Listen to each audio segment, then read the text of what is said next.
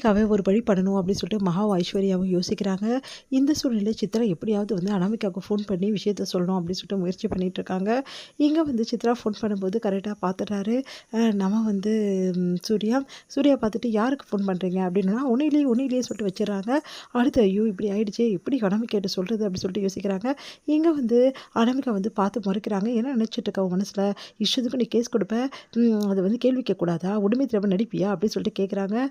நம்ம வந்து ஐஸ்வர்யாவை பார்த்துட்டு ஆமாம் நடிப்பேன், இப்போ என்னன்றீங்க, உன் தங்கச்சி மேலே நான் கேஸ் கொடுத்தது நான் தான், அப்படி தான் கொடுப்பேன், என்ன வேணாலும் பண்ணுங்க அப்படின்றாங்க. என்ன நினச்சிட்டு இருக்கோம் மனசில், என்ன வேணாலும் பண்ணுவியா, இந்த மாதிரி பண்ணிகிட்ருக்க, இங்கே பாரு நீ பண்ணுறது கொஞ்சம் கூட சரியில்லை அனாமிகா, வீட்டில் உள்ளவங்களுக்குலாம் வந்து பெரியவங்களுக்குலாம் எவ்வளோ கஷ்டம் தெரியுமா, இதனால் வீட்டில் எவ்வளோ பிரச்சனை நடக்குது தெரியுமா, பாவம் தாத்தாவும் பாட்டியும் அவ்வளோ மனசு கஷ்டப்படுறாங்க, எல்லாத்துக்கும் நீ தானே காரணம், நானாக கஷ்டப்பட சொன்னேன், நான் அதை எல்லாமே வந்து பண்ண சொன்னேன், அவங்கவுங்க கஷ்டப்பட்டால் நான் என்ன பண்ண முடியும், நீ பண்ண வேலைக்கு கஷ்டப்படாமல் என்ன செய்வாங்க, இப்படி வந்து பண்ணியிருக்க, குடும்பமானன்ற ஒன்று இருக்குது, உனக்கு தெரியுமா தெரியாதா, இந்த வீட்டு மருமகன் தானே நீ, கொஞ்சமாவது இதை யோசிக்கிறியா, ஓ இப்போ தான் தெரிஞ்சுதான் நான் இந்த வீட்டு மருமகன் சொல்லிட்டு, இவ்வளோ நாள் நீங்கள் எல்லாம் என்னை வந்து கேவலமாக நினச்சிங்க, அதுக்கு எல்லாத்துக்கும் செக் வச்சேனா, இதுக்கப்புறம் எல்லோரும் என் காலில் வந்து விழுந்தாதான் இந்த கேஸை நான் வாபஸ் வாங்குவேன், ஏச்சே உனக்கு ஏன் இவ்வளோ கேவலமான புத்தி, எல்லாரும் உன் காலில் வந்து விழணுமா, ஆமாம் எல்லாரும் என்கிட்ட மன்னிப்பு கேட்கணும், மன்னிப்பு கேட்டு அந்த அழகி இருக்கால அவளை வீட்டை விட்டு துரத்தணும், அப்போ தான் இந்த கேஸை நான் வாபஸ் வாங்குவேன் அப்படின்றாங்க.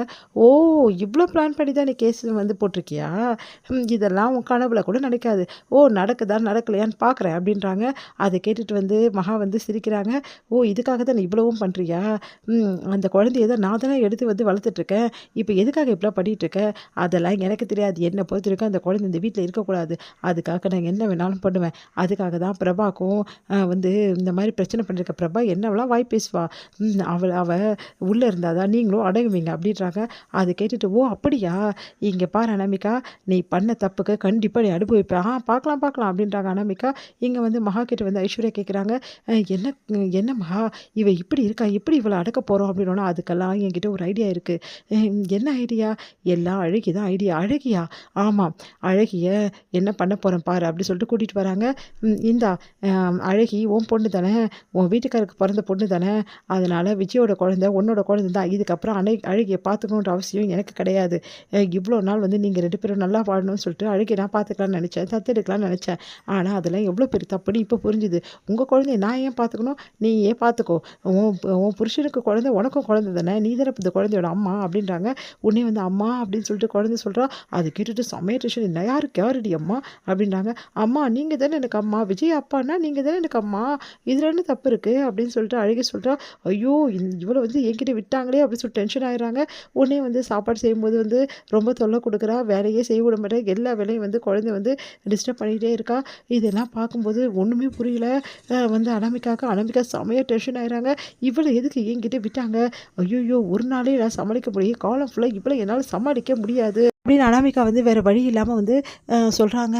நம்ம மகா கிட்ட, இங்கே பாருங்கள் மகாக்கா, இந்த குழந்தைய என்னாலலாம் பார்த்துக்க முடியாது, என்ன நல்லா இருக்கே, இந்த குழந்தை உங்கள் வீட்டுக்கார குழந்தை நீ தான் பார்த்துக்கணும், அதெல்லாம் என்னால் முடியாது, இந்த குழந்தைய நீங்களே பார்த்துங்க, நீங்களே வளர்த்துங்க, தயவு செய்து என்கிட்ட விடாதீங்க, சரி அப்படி நீ குழந்தைய பார்த்துக்கலனா கேஸை வாபஸ் வாங்கு, நான் குழந்தைய ஏற்றுக்கிறேன், அதெல்லாம் என்னால் முடியாது, அப்படி வாபஸ் வாங்கினா நீ தான் குழந்தைய பார்த்துக்கணும், உனக்கு 2 சாய்ஸ் தான், முக்கியமான வேலை, இந்த குழந்தைய நீ பார்த்துக்கலனா கூட வந்து இந்த குழந்தைய ஏதாவது துன்புறுத்தினேன்னா, இந்த குழந்தைக்கு எது ஆபத்து ஏற்பட்டாலும் இதுக்கு காரணம் அனாமிகா தான் சித்தி கொடுமை பண்ணியிருக்கா அந்த குழந்தைக்கு அப்படின்னு சொல்லி நாங்கள் ஏற்கனவே வந்து லெட்டரெல்லாம் எழுதி வச்சுருக்கோம், அதை நாங்கள் கொடுத்துருவோம், அப்புறம் என்ன சித்தி கொடுமை தாங்க முடியாமல் இந்த குழந்தைக்கு எதாவது ஆயிடுச்சுன்னா நீ தான் பொறுப்பு, சித்தி கொடுமை என்ன, அதுக்கு என்ன சட்டம் இருக்குது, எப்படி அதுக்கு வந்து சட்டத்தில் வகை இருக்குன்னு உனக்கு எல்லாமே தெரியும், நீ படித்த பொண்ணு, அப்புறம் பார்த்துக்கோ அப்படின்றாங்க ஐஸ்வர்யா.